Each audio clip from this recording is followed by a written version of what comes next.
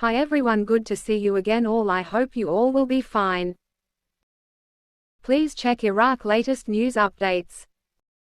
Banking reform file. The governor of the central bank discusses it with the World Bank delegation. His Excellency the Governor of the Central Bank of Iraq, Mr. Ali Al-Alaq, received today, Thursday, a high-ranking delegation from the World Bank headed by Mr.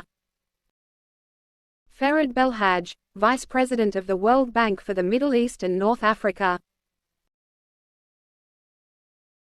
During the meeting, they discussed the efforts of the Central Bank of Iraq to organize and consolidate external transfers in accordance with compliance requirements and international standards, and to encourage merchants to enter the electronic platform to buy dollars by providing facilities and simplifying tax and customs procedures that the government is making anticipated amendments to.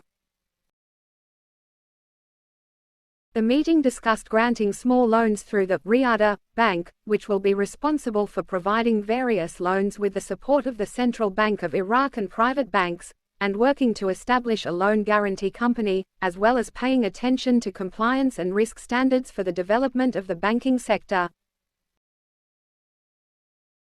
The meeting dealt with the conditions of government banks, which constitute approximately 80% of the size of the Iraqi banking sector, and dealt with plans to improve their work, including amending their internal systems to implement institutional governance issued by the central bank, and plans to restructure those banks. In turn, the World Bank delegation praised the efforts and procedures of the Central Bank of Iraq at all levels, expressing its readiness to provide any advice or technical expertise in these areas, and to continue implementing the programs it is working on with the central bank. And on Thursday, Prime Minister Mohammed Shia al-Sudani launched the executive phase of a large-scale tourist complex in the heart of the capital, Baghdad. The complex includes a prominent hotel, a residential complex, and a range of diverse tourism facilities. Al-Sudani laid the foundation stone for the project being undertaken by Qatar's holding investment company. And the Iranian Foreign Ministry announced on Friday that Iraq has released a substantial amount of Iranian funds that were previously frozen. This move comes as part of an agreement reached between Tehran and Washington, mediated by a third party, which involves the release of Iranian prisoners and the unfreezing of funds. He elaborated, "Our agreement with the American side to release Iranian funds frozen in South Korea triggered discussions about the release of Iranian funds in Iraq. The process of their release has already commenced."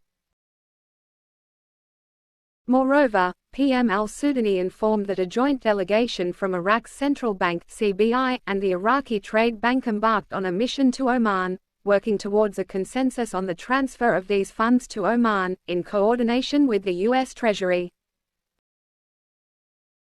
And Iraq's state-owned marketer SOMO reported on Thursday that Chinese oil companies secured the top spot as the most prolific buyers of Iraqi oil in July. According to SOMO's official website, 10 Chinese companies were among the 40 international firms that engaged in purchasing Iraqi oil during that month. Indian companies occupied the second position, with 7 companies participating.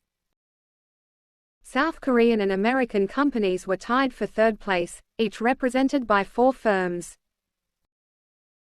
Italian companies ranked 4th with 3, and Greek and Emirati companies held 5th with 2 entities each.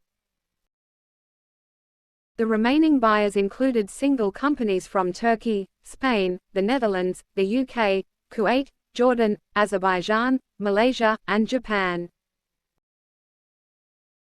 SOMO emphasized that its process for selling Iraqi oil revolves around key criteria for contracting with diverse international oil companies, encompassing major, medium, independent, and vertically integrated governmental corporations. The organization highlighted notable participants in the Iraqi oil market, with significant purchases attributed to the Indian Hindustan Company, South Korean KOGAS, American ExxonMobil, British Dutch Shell, and Italian Eni. Thanks, take care.